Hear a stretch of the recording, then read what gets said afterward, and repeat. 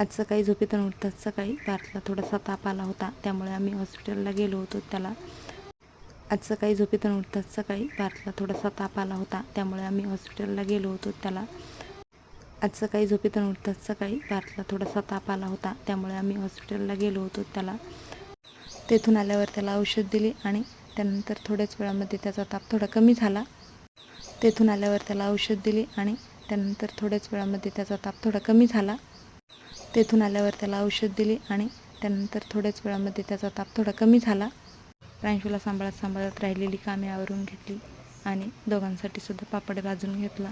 प्रांशूला सांभाळत राहिलेली कामे आवरून घेतली आणि दोघांसाठी सुद्धा पापड भाजून घेतला.